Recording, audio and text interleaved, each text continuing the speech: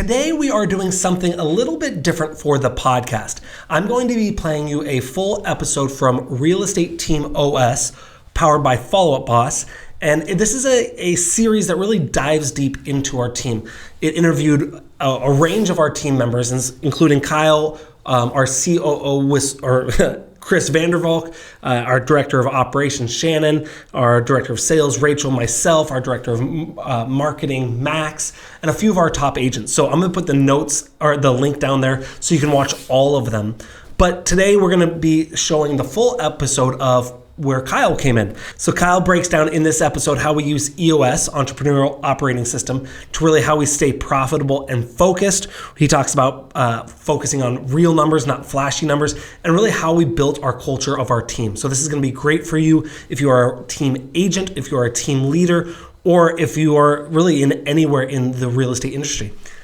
Check out this episode. Kyle, thank you so much for having us. I'm really excited to dive into your organization. I know a lot from the outside. I've known you and Brian a little bit for a little while, but it's just really an honor to be able to spend so much time with y'all. Yeah, I'm excited today. I'm an open book, so I don't know where we're going today, but I'm willing to go wherever you want to take it. So let's do it. Yeah, I got that vibe for you, obviously. So you were like, hey, is there anything I need to know? I'm like, no, there's nothing you need to know. Just have a seat. Even if you sent me questions, I wouldn't read them. So yeah, that's funny. It wouldn't matter. I have a standard opener that I ask everyone, which is what is a must-have characteristic of a high-performing team?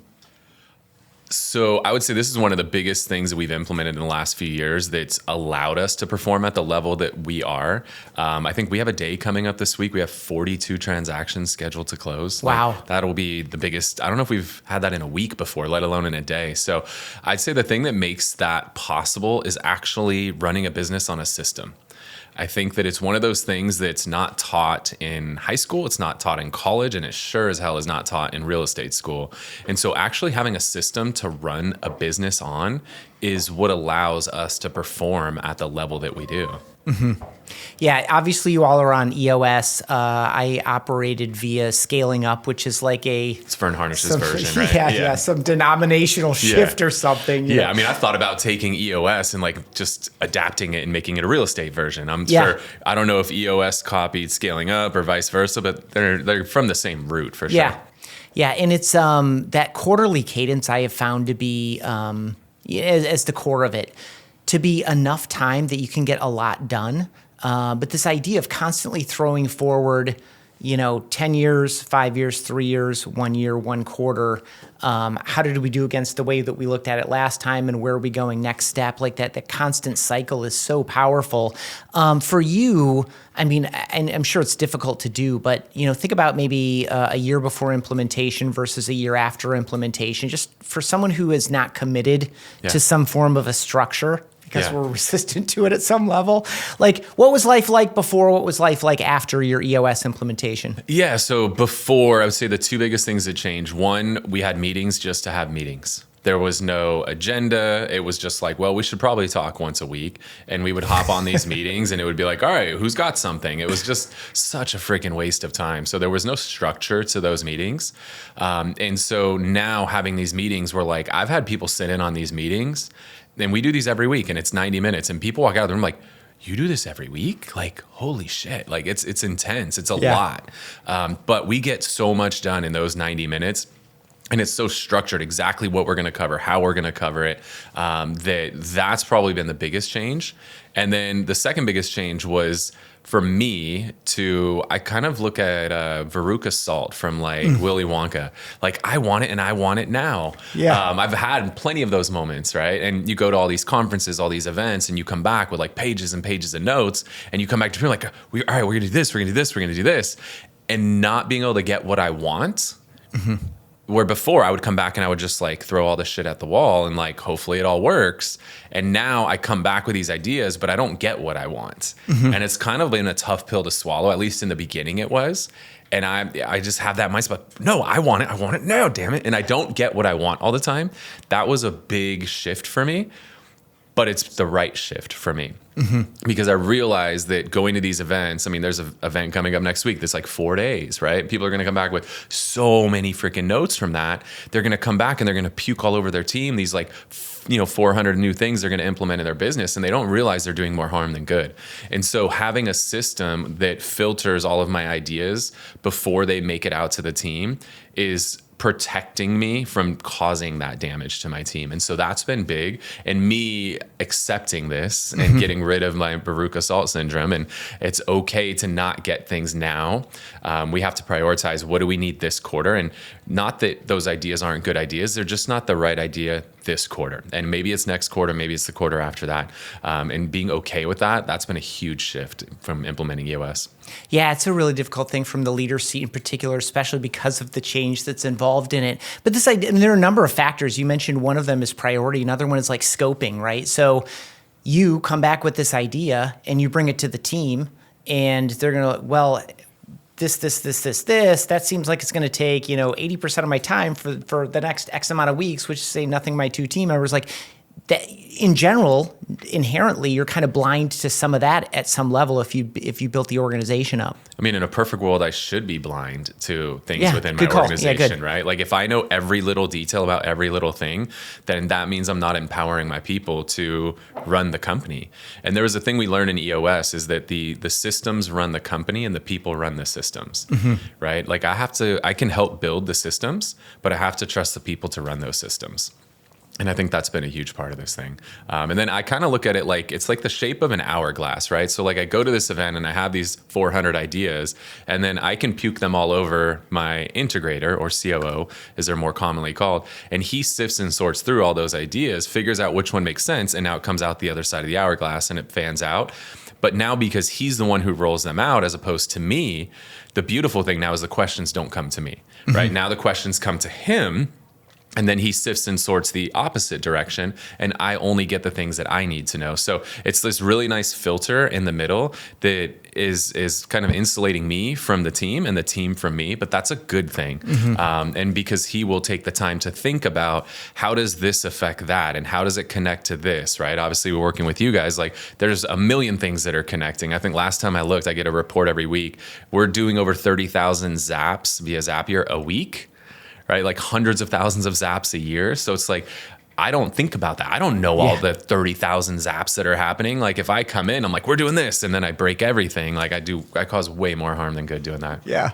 So it requires a lot of discipline. We're going to be spending time. This is going to be a 9-episode series inside Whissel Realty Group.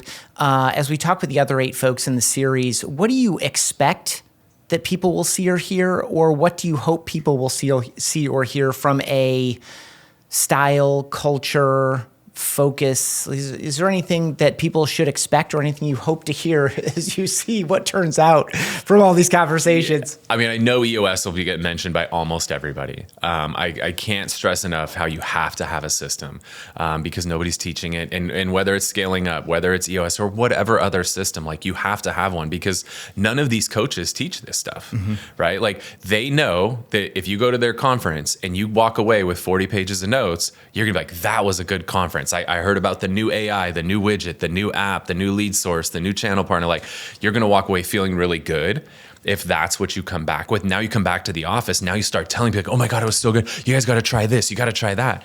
And coaches know that, and that sells, but that's not what helps an organization grow. It's the down and dirty stuff, right? It's not the sexy stuff that we need, but it's the sexy stuff is what sells. So I think that's such a big thing, is the EOS. So I can't stress that enough. So I think you're going to hear that be an overwhelming constant from everybody that you talk to. I would hope that my people will say that I do empower them and I stay out of their way. I let them do their thing. I get involved if they need me to, but otherwise I let them do it. I'm big on delegating. I've actually been accused of over-delegating more than under-delegating. So I'm somebody like, in a perfect organization, like I just point in a direction and they go. I don't need to go with them, then hold their hand and like micromanage them. In a perfect organization, I can just be the visionary and then point and they go. And that's what I would hope that most of them would say, is that I really like, it's, what is it? Eyes in, hands off, I think is the saying. Okay. Like that's the way that I like to see it. Is like, I'm watching what's happening, but I'm not like in their day to day, like, what about this? What about that? Like, because I cause things to slow down. I stall the progress out the more hands-on I get. So again, just having that weekly check-in via the EOS level 10 meeting, like I just get my update once a week, and otherwise I stay out of their way. Really good. Well, I'm sure that will come to pass the way that you hope. I expect. It'll be interesting. I don't know what everybody else is saying, and none of us talked about it. It's a fun thing. I mean, it's like, when I am asking a lot of y'all, welcome us into your place, allow us to use this beautiful media investment that you've made, and in exchange for what? Well, at a minimum, you get a look into how these people react when you're outside the room. Yeah. So you've been in the business for what, a couple decades? Yeah, I got licensed in 2005, so coming up on 20 years, and I was in the industry before that as well. So I bought my first investment property when I was 20, so I was still in college before I got my license, and then I got licensed a few years later. Cool. When did team occur to you? Like, at what point in your journey were you like, oh, team, that seems like an interesting idea and one that I should pursue, and just take us to that kind of window? For sure. I'm going to make you throw up in your mouth a little bit as I share some of this. So I got in initially in the commercial side. I worked with my dad. He was the broker. We were just kind of a father-son team. We did a lot of selling apartment buildings to people who would convert those to condos. So they would buy an apartment building, kick everybody out, renovate the units, and sell them off individually, make a crazy amount of money. The city in San Diego ultimately shut that down to where there were too many of them being done. So they're like, okay, that's enough, no more.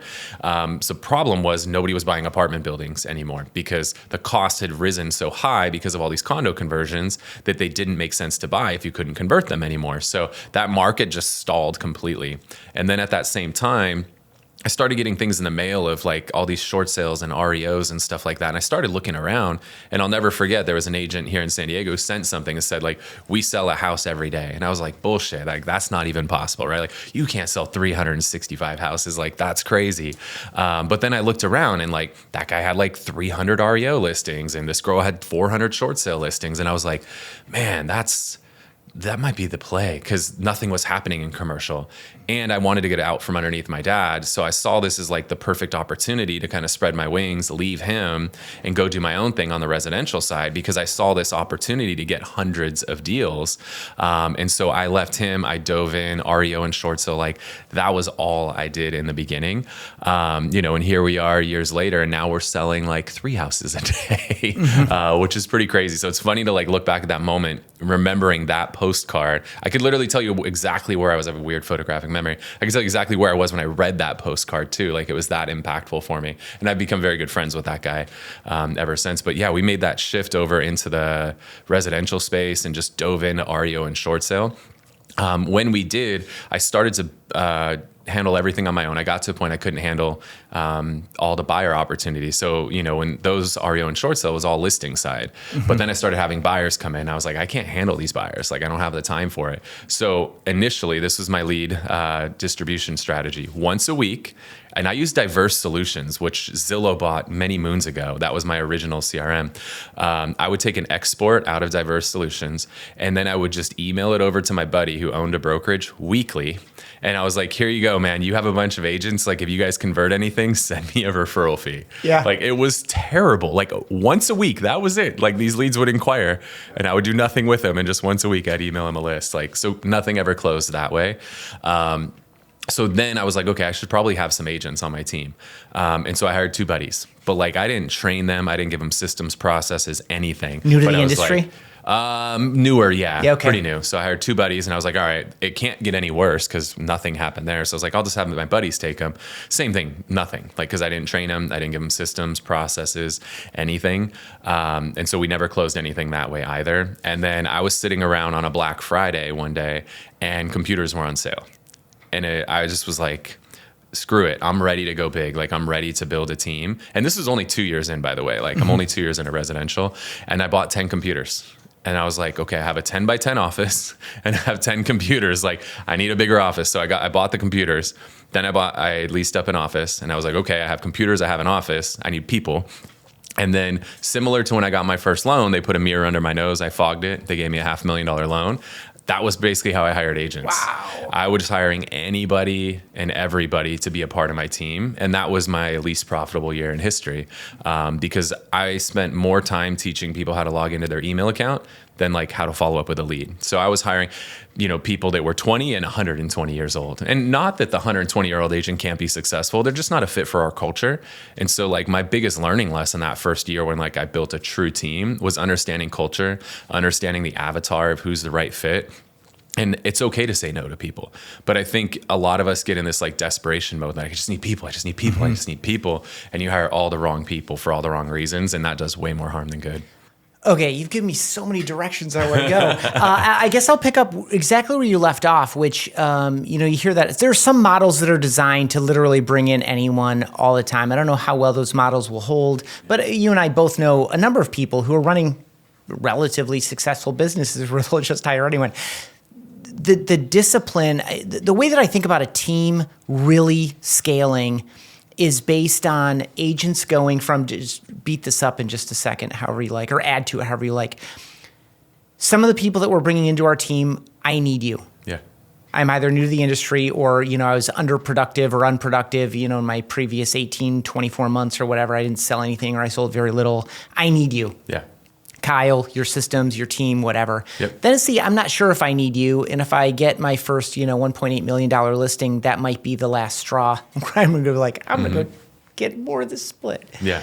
And then there's I don't need you. Any team in this market would love to have me, or any brokerage would love to have me. I could do this anywhere, but I choose to do it here. And some of that is financial. Like, you, Kyle, and the organization have designed something that have allowed me to grow with you, and it makes sense for us. It's equitable.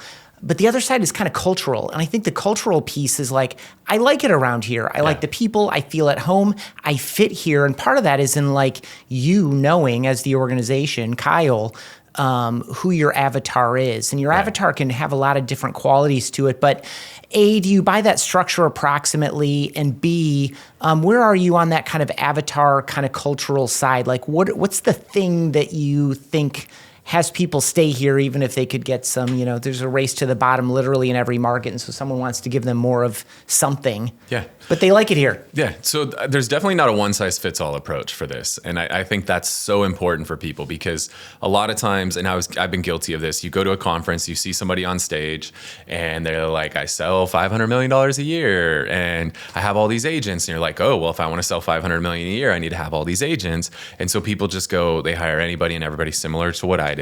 And that's just not the answer. So you got to decide one, like, do you even want to run a giant team? Like, cause that's not for everybody, right? Like if you don't truly get a high off helping people grow, like of building, like, cause where my high is like, I love to build a plan, right? I want somebody to come to me and like, hey, I want to do this. I'm thinking of this, I'm this. I help them craft a plan and then they go and they accomplish the goal that they've set with that plan. Like I get a big high off of that. Like I love winning through other people. Like if you don't get a high off that, like you should not run a team. But there's this pressure to like run a team that maybe is not right for people. I've actually had people who have turned their teams over to me. They're like, this is not my jam. Like, I don't want to do this anymore. Can my agents just come be on your team? I'm actually acquiring teams right now actively because that's the case for some people because they thought they wanted this thing they saw on stage or on a podcast or YouTube video. That's not right for everybody. So I think that's important for anybody watching this is like, just because we have 100 agents, like doesn't mean you need 100 agents. That's not right for you. But I love it. I love the organized chaos that we have going on. I love watching the new people, the up and comers. Like I just put a post up yesterday in our group, like the class that just graduated last month, I pulled the sheet, the call report in FUB, and of all the agents of the top 10, like 5 of the top 10 agents were in that new class as far as like the ones that are making the calls. Like that fills my cup. I love that. And other people would be like, who cares? So like if you're a who cares person, like maybe it's not for you. For me, I see these new guys coming in, hustling, and I freaking love that. So I want to throw that out there first. I think people really need to hear that. Second, as far as like what type of agent, I think it depends on the organization. Like I have a full-time trainer, like 40 hours a week, right? 52 weeks a year, full time. Like that's her job is to train. So a new agent is a great fit for us. But if you're running that smaller, like 5 to 10 person team, you probably can't take the new agent on, right? You're not structured for that. You're not built for that. So I think you got to figure out like, where are you on that spectrum of what's right for you?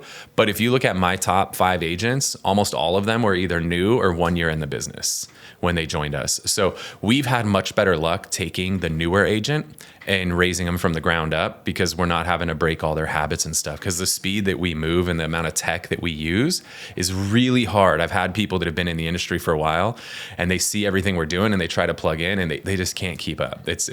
They're so used to like their paper calendar and all that, and then they come over here and it's like there's a system and a process for everything. It's a little much for people. So the agents who come in that are new or newer tend to be the ones that thrive the best in our environment, but we freaking hold their hand, right? There's a 2-week training program. There's a mentorship program. There's a learning management system. There's a FAQ system. There's a Slack that's like the most active Slack you've ever seen, thousands of messages every week in Slack. So it's like the support system that we have is built for new agents. If you're running like a 5-10 person team, maybe you're not built for that. Yeah. So we're going to include in this series 2 of your top agents, Cool. Carly and Adrian. Perfect. And I think they both kind of fit this mold a little bit. They're my top 2 agents, and both of them, I think Adrian is now in his 3rd year, and he's going to do north of $1 million in GCI this year. Carly is in her 2nd full year, and she'll do north of $500,000 in GCI this year. So they're perfect examples of people who came in here brand new. I think Carly was like maybe a year in, but came in here and just plugged in. And they're the kind of people, I learned this back when I used to play a lot of sports, is like, just run the play that's called. Run the freaking play that's called. The agents who come in here and try to like do things their own way, like, oh, I know they said to do it this way, but I'm going to do it that way, they bomb out quickly. The agents that just run the play that's called, they're the agents, they're the Adrian, they're the Carly, they're the ones that crush it. Because it's like, look, I've done this for 20 years, guys. Like, I've personally sold over 100 homes a year. Like, trust me, like, I've been in the living room thousands of times, right? I've been in the car hundreds of times. Trust me. Like, and if you don't trust me that the way that I'm teaching you is the way to do it, then you probably shouldn't be here. So as soon as we have the agent who's trying to just like resist everything that we do, we just get rid of them. They're just not a fit. So if you're not bought into what we're selling, you shouldn't be here. Yeah, and that's at some level incumbent on the team in the recruiting, interviewing, hiring process. It's also incumbent on the agent themselves to be reflective before they commit to something. Yeah. And be honest with themselves about that. You listed a number of benefits to this agent avatar. My assumption, being on this side of this table and microphone, is that you just, oh gosh, we should probably do that. Oh, I think we would have been better off if we had this in place. And this kind of, you just slowly build it over time. I'm thinking about the mentorship program, the onboarding program. Yeah. What were some of the drivers of some of those programs? Is it just slow and steady? Let's just keep adding things. And then also, this is, I think, where the real struggle is. It has been for me and I've worked in other industries, but the struggle is, we did a good job bringing this thing to life, but how do we go back and iterate on it 6 months later when we're also bringing 3 new things to life? So talk about this process of building this infrastructure that makes agents new to the industry and new to the organization so successful. Yeah, so I'm going to go right back to EOS again, right? The business I have today was not built overnight. It was built a quarter at a time, right? So we set rocks, which is the term for your quarterly projects in EOS. Like, we're just, each person in the organization typically has like 3 to 5 rocks every quarter. So you take my leadership team, I think there's 6 of us. So let's just assume everybody has 3 rocks. Like, that's 18 things we're going to focus on this quarter. Right. And we're going to see those things through. We've all determined that these are for each individual, these are the 3 most important things that you need to focus on over the next quarter to stay on track with our 1-year plan. And so it's just built a quarter at a time, right? And now, even if you're a solo agent, like, okay, you're just going to have 3, but you put 3 things in place this quarter, and then 3 things next quarter, and then 3 things next quarter, and 3 things next quarter. You've now put 12 systems in place by the time the year is over. And these are full systems, right? Where you've thought through from A to Z, every single thing that needs to happen. Like, that's how our business was built, a quarter at a time. Nothing was built overnight. Don't think you're going to watch this and be like, I'm going to build an organization that can have 100 agents overnight. It's not going to happen. Like, it's taken years, and we're just slowly adding new things on, going back, retooling things, figuring out what's needed. Our biggest thing is like, we just want the agents doing the 3 things that make money: going on appointments, prospecting, and negotiating contracts. And I used to say writing and negotiating contracts, but I don't even want them writing the damn contracts anymore, to be honest with you. So we actually have a whole team. We call them our international team. Subtle word change, big impact. Yes, they are VAs. They are overseas. But when you call them international team versus VAs, changes everything. Like, I legitimately have people on my team who didn't realize our VAs were humans. Like they thought they were robots. Like it's insane. Like on my own team, like it's crazy. But now you call them their international team, it changes things. So like they're writing offers for the agents. They're scheduling showings for the agents. They're taking a debriefing phone call from the agent when they leave an appointment and just brain dumping everything that happened at the appointment. And they're scheduling the next appointment, or they're writing the offer, or they're updating the CRM, they're adding the to-dos. Like they're doing all that stuff for the agent. So we obsess over how can we strip everything away from our agents so they're just focused on those three things. And the beauty is they make more money and they have more fun. And it's really freaking hard to leave when everything is done for you, right? All you do is the things that make you money. We strip everything else out of the equation and you just focus on doing the things you got into this industry to do and make money. Yeah, so I think a team leader listening or watching might be wondering, gosh, that sounds like a lot of service to provide. How do you preserve your margin and get what you need so that this is equitable on both sides? Because that's a lot to provide an agent. I think everyone can understand the value of it. They may not be able to execute as well as you all have, but I think that on its face, like that sounds expensive. Yeah, I mean, that's probably how I reacted originally. But once you start to understand the cost of having international team members, it's crazy. And now some of us have been to events and you go talk to these vendors and they're like, oh yeah, we'll hire VAs for you. It's $12 an hour, $15 an hour. Like, I'm sorry, like I just want to call those companies out. Like you are skimming so freaking much money off the top. Our VAs are typically making $3 to $6 an hour. We pay them directly, no middleman, $3 to $6 an hour. So just know if you're paying $12, $15, or $18 an hour, that company is probably skimming close to $10 an hour off the top. And you're stuck. If you ever want to get away from them, like you either have to be shady and violate a contract that you sign, or some of them have like a buyout clause now and you can pay them like thousands and thousands of dollars to buy the contract out. Like that's crazy. So because we have, I think around 30 or so on our international team, like it's not that expensive, right? Like I'm paying somebody that's doing that job $4 an hour, which mathematically is like $8,000 a year. So we preserve margin by utilizing international staff. We have anything that's like client facing, that tends to be stateside staff, but anything that's not client facing, almost all of it's international. So they're doing all the behind the scenes stuff so that our stateside people just dealing with client facing communication. Yeah, really good. So you mentioned, not everyone needs to build the type of organization that you've built. I would put that into the category of one of the myths or misperceptions about teams. You also mentioned more of an agent side of it. Agents make more money. I would also add agents have a better quality of life and lifestyle on average. It depends. Yeah. That's probably more personality driven than anything else. But I would put those both into the category of myths and misperceptions around teams. Are there any other that come to mind? Like when you're, sitting in an audience and someone is on a stage and they're saying something about teams, you're like, oh, not this again. Yeah. Because this isn't true from my experience, and or it holds, but only in 20% of the cases. So why are we acting like it's the rule rather than the, some kind of a decent exception? I'll take the question. I'll go a slightly Please. different direction. When's the last time you heard somebody introduced on stage where they talked about anything other than their units and volume, right? When have you heard somebody introduced, here's what their GCI is, here's what their net profit is, here's what their margin is? Like, have you ever been to an event where anybody's been introduced that way? Because I haven't. No. It's always these vanity metrics, and that causes people agent to want count these among big them. teams. Yeah, agent counts up there. But they never talk about the profitability. So people think like, oh, I want to run this big team. Like this year, my goal is a 10% margin, right? I'm targeting 10. Now we're working toward 20. Like that's where we're going. But understand all these big companies, right? You start at a low margin, and then as you scale, the economies of scale kick in and your margin increases. So it's like, ask somebody, next time somebody's on stage, meet up with them afterwards and it's like, hey, that's awesome. You're selling, $100 million. Like, what's your GCI on that? Because there are some people who do 100 million, but it's all at like 1%, or it's like a flat fee model where they're making no freaking money. So first figure out like, what are they even grossing any money? And then ask them what their net profit is. And if they even know, because most of them have no freaking clue.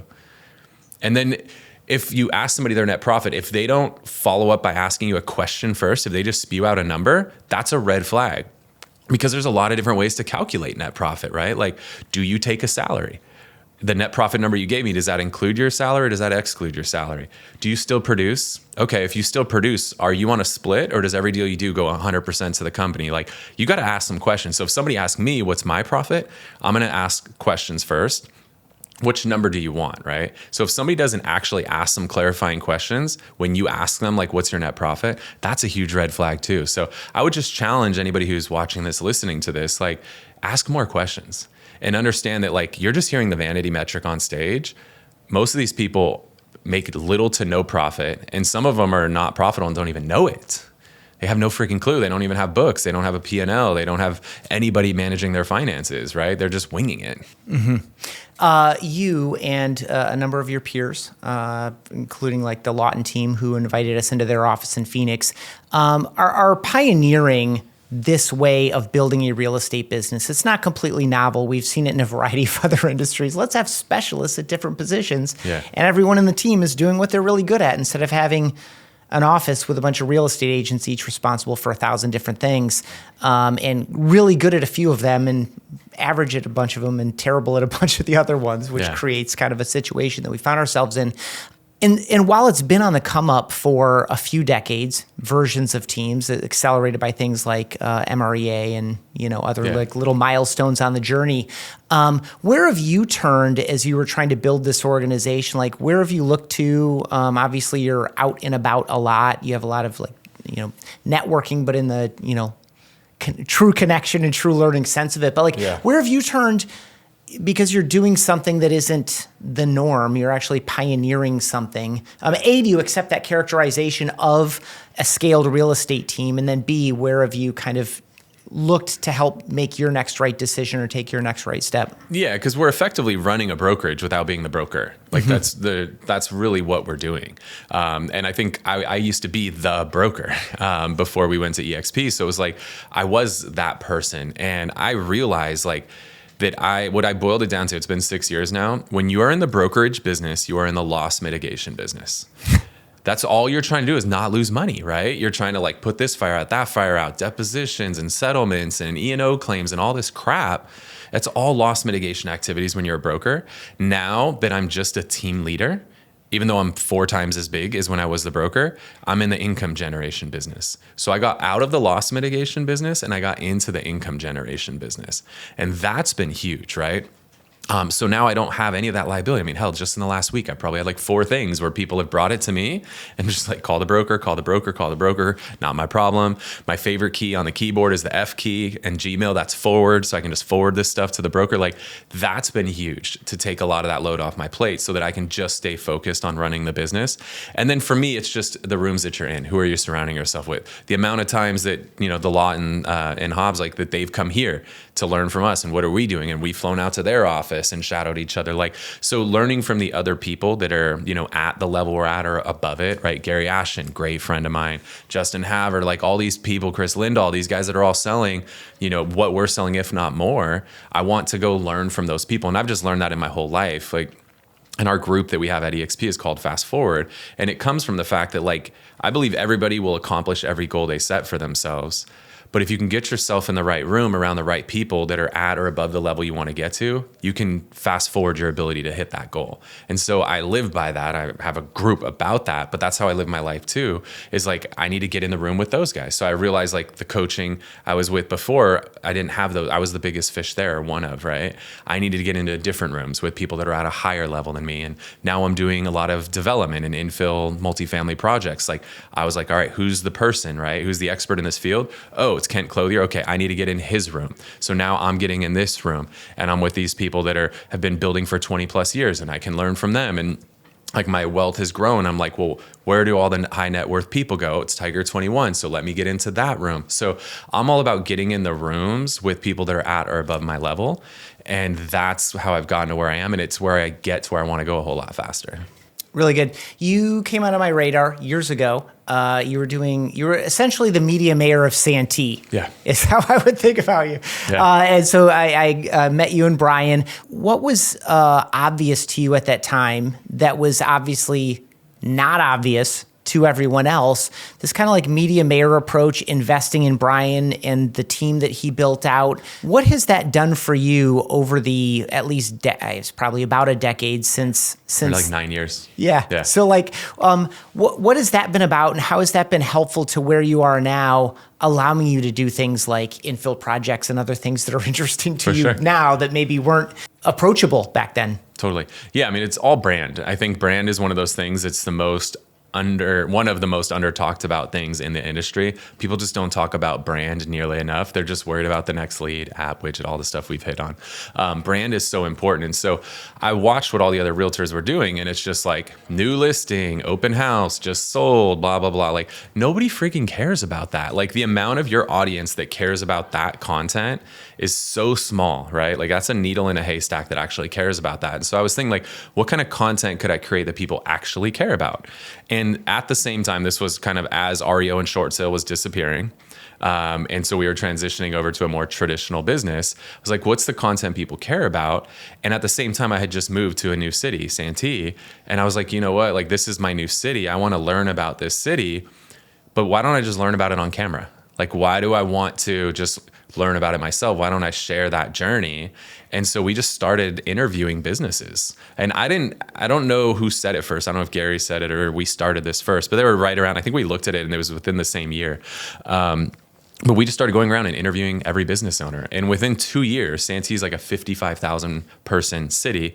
I had interviewed 100 business owners in a 2-year time period. I knew every single business owner in the city of Santee within 2 years. And I became the number one agent over that same 2-year time period in Santee, having sold very few homes in that area prior to that. So people got to learn about this community on camera, and that was content they cared about, because everybody's driven by the new restaurant and like, oh, what's it like in there? What do they do there? Oh, I saw this personal training studio. Like, I've been wanting a personal training. I wonder what it's like with, his name's G.I. Joe. Like, right? People have driven by these things 100 times, but they've never been inside. Or they're you. Yeah. They're brand new and they need orientation. Right. Yeah. So like I gave them what's behind the windows, right? Like I gave them that peek in to what all these businesses are and everything that our community has to offer. And that's content people cared about, right? We have tens of thousands of views, like right out of the gate. And we're like, this is it. Like, this is what people want.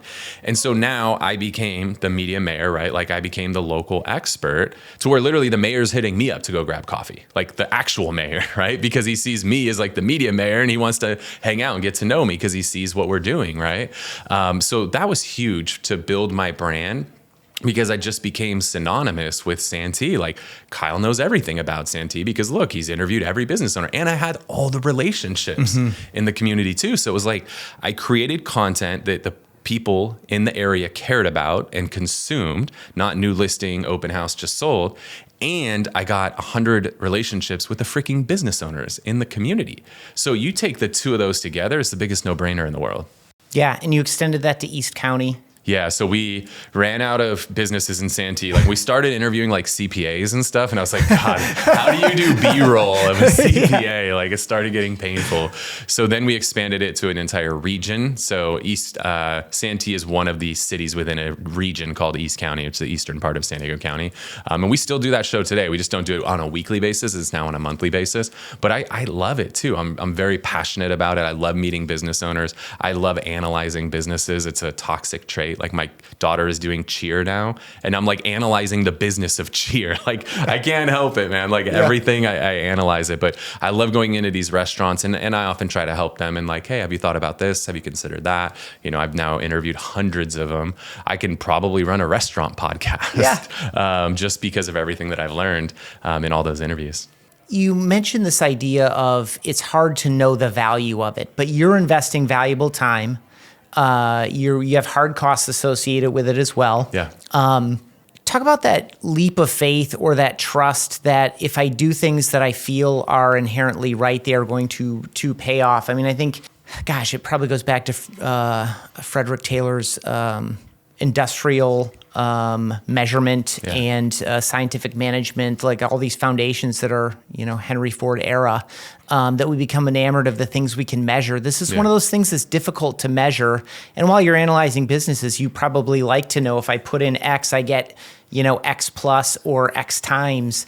But brand is not one of those things. These gifts that you're giving to these local businesses and ultimately to the community are difficult to measure. Was that what was that about for you? Just from a headspace perspective? Yeah, I mean, brand, that's why people don't do branding, because it's so easy with lead provider Z. I pay them this much per lead and I get that many leads. So that's easy for people because I pay this, I get that. So people like that. This is not the same. So also you think about all branding, what if you're doing billboards or bus benches or TV or radio, those are really hard to quantify because it's not like people call hey, I saw you on a bus bench. Will you sell my house? They'll call and be oh yeah, I see you everywhere, right? Or I've heard your name or whatever. You don't know the exact impact. It's hard, but I just know that it's worth it.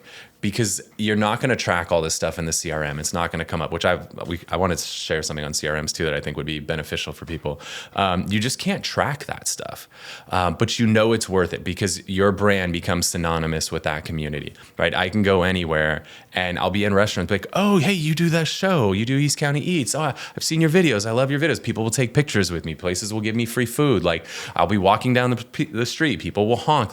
So the impact is there. But you just can't measure it. And so that ties into the second point that I think is so important is I think most of us don't track and measure our leads correctly.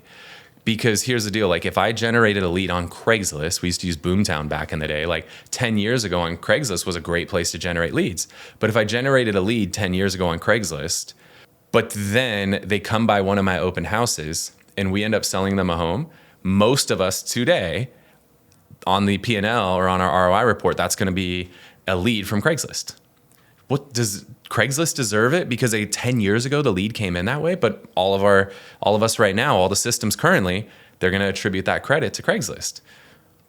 Why don't we give any credit to open houses?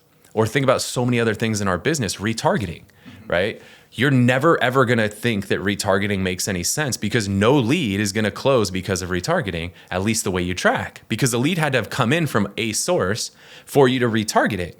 So if the lead came in from Facebook and 2 years later they saw one of your retargeting ads, clicked it, and ultimately converted, you gave the credit to Facebook. Why didn't you give credit to the retargeting? So I think that's a flaw. I think there's a big opportunity there for whoever chooses to solve that most of us are not tracking this. But in other industries, they do. So that's another thing, by being in Boardroom with Kent Clothier and Tiger 21, people think at a much higher level. In some of the outside of real estate CRMs, they actually will go so detailed as to weighting every interaction. And you'll give 0.7% to email and 12.2% to this and 46.2% to that. They're actually tracking leads at that level. And I think that there's a big opportunity for us to all level up there because otherwise brand, you're never going to give anything to brand. You'll never give one thing to brand. But if you get a call and you go in and somebody's oh yeah, I see you everywhere. I love your show. I should be giving credit to the show because they didn't call in and I see your show. Will you sell my house? Yeah. But they mention it in the conversation.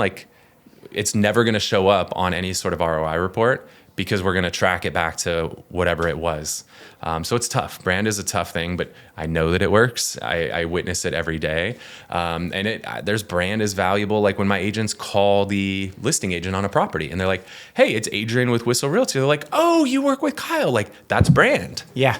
That's brand, right? Now they already got ahead of the competition because of the brand that we built at Whissel, where people are oh, Whissel, they're good. They're good agents.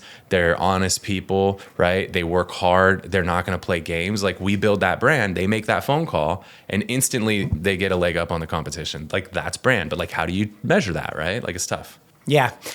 First touch, last touch, those are the two most common attributions. At a you minimum, spoke to the that's challenge what we of that, should do. but this idea of some kind of a formula that's slightly tweaked to your preferred lead sources or your most common ones, or your touch points, I should say, because it's all influenced Because right it's away. if you're sending an email every week and they open it every week, that matters. Yeah. There's credit for the emails. Yeah. Right? If we could prove that this person has been opening my emails for the last 36 weeks, and then magically they pick up the phone and call. Like, email deserves credit. Yeah.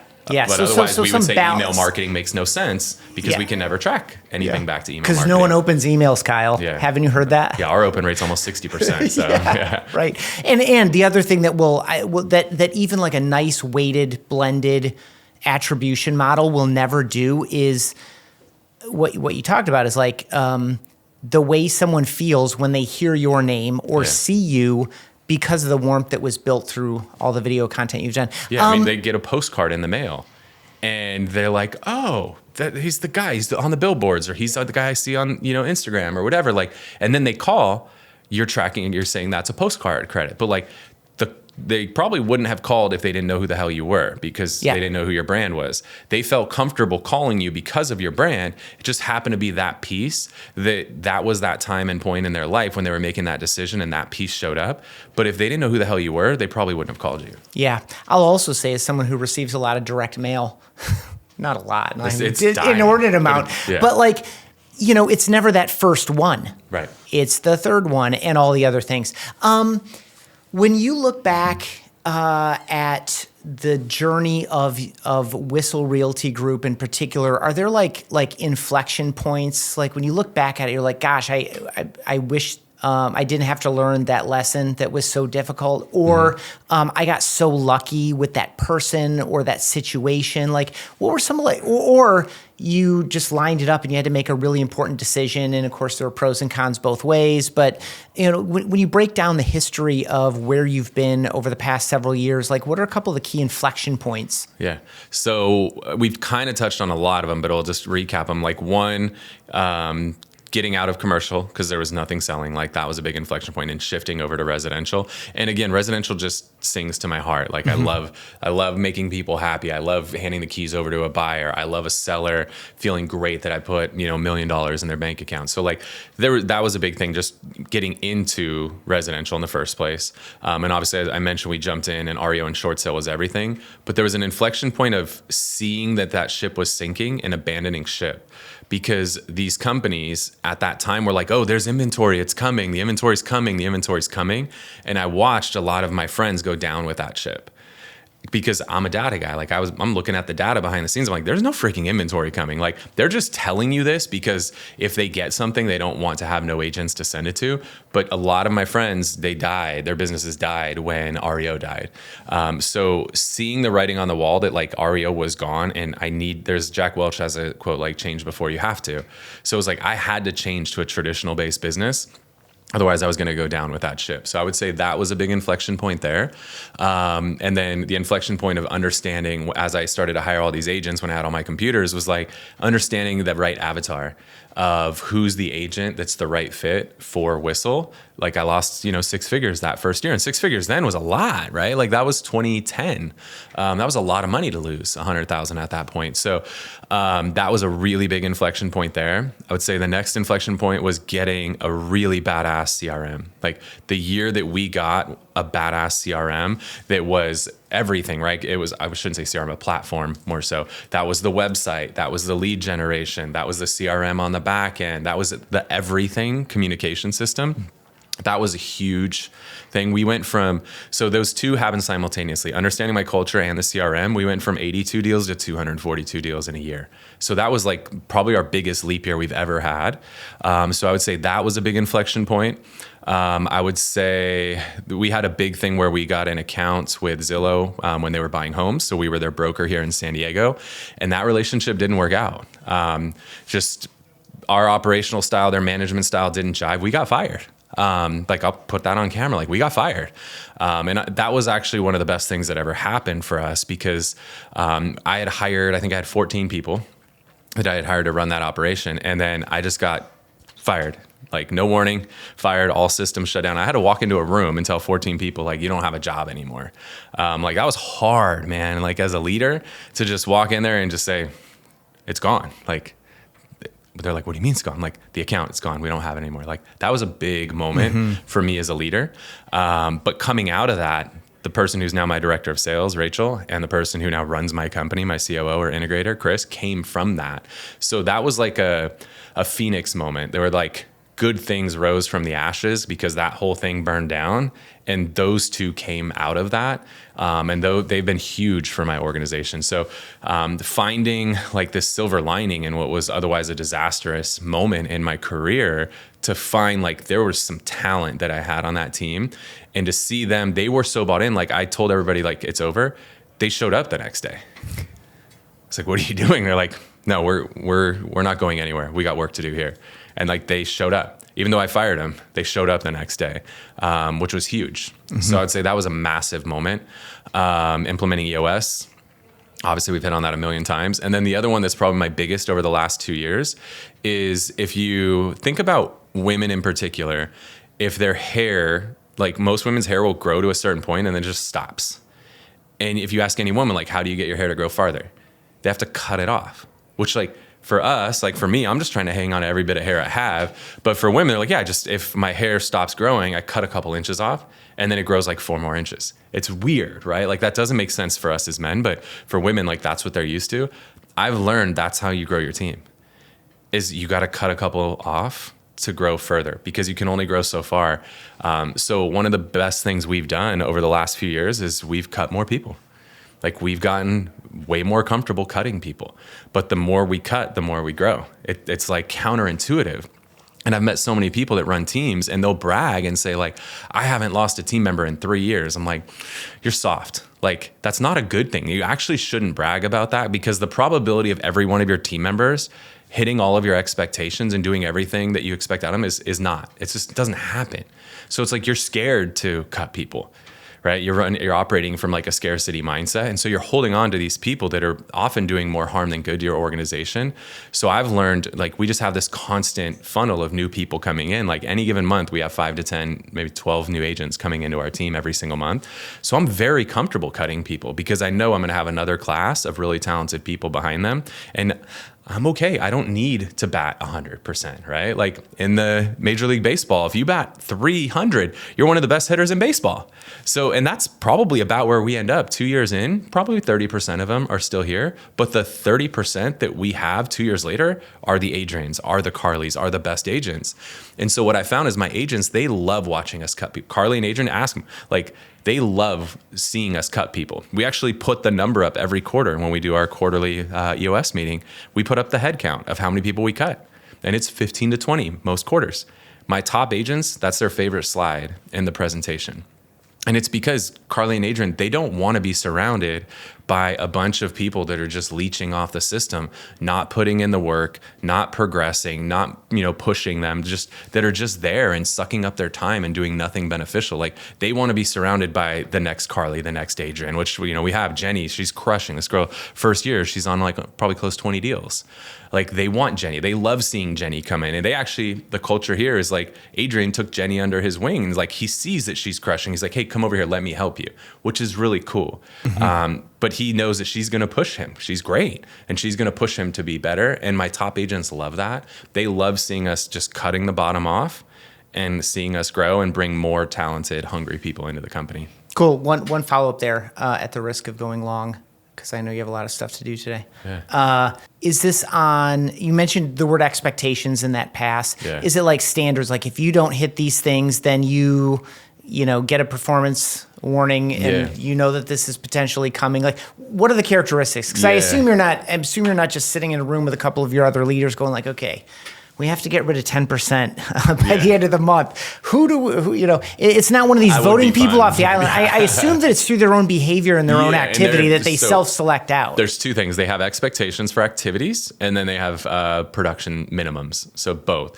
And so when somebody onboards with our team, it's made explicitly clear what the expectations are. You have to get on this many role plays a week. You have to show up to this many huddles, this many team meetings, office meetings, in-office role play. Like right outside this room right now, there's like 40 agents role playing their presentations. Like in person, not over the phone. Like, because if you're not role playing what the hell to say at the kitchen table right now, you're dead. So there's expectations of activities that they have to hit. Additionally, there's minimum standards for production. And what I find most people do is, and I was guilty of this, I used to say like, well, if you want to be on this team, you got to close a house a month. Okay. Now, one thing too is anybody's watching this, calibrate. Like one house a month in San Diego is like $10 million a year. Okay. So calibrate to your market. If your average price is 200, like it's going to be different there. So one house a month in, you know, a $200,000 neighborhood, you can't even live off of that. So that's something I've learned too. Anytime you're comparing yourself to other teams, is compare on volume, not units, because it's different. Right. So the production minimums where most people screw up is it's one a month if you want to be a part of this team. But if somebody closes 10, am I going to terminate them? Like, am I going to cut them if they close 10 and not 12? Hell no. I'm not going to terminate somebody who closed 10 deals. So what we decided is we needed to have a true terminable number. And so we adjusted those numbers down. So our number is you got to close 2 in the first 6 months and then 6 every 12 months thereafter. And if you're less than that, you're gone. Very simple. And so if we get to 5 months in, and you haven't closed your 2 deals, like there's a conversation, like you have until the end of the month to get 2 deals under contract. Otherwise they're gone. And then the beauty is they do that whole, like, you can't fire me, I quit thing. And they walk out the door before we can fire them. Yeah. And that's fine. So there's a saying that's always stuck with me is expectations without enforcement are simply suggestions. Expectations without enforcement are simply suggestions.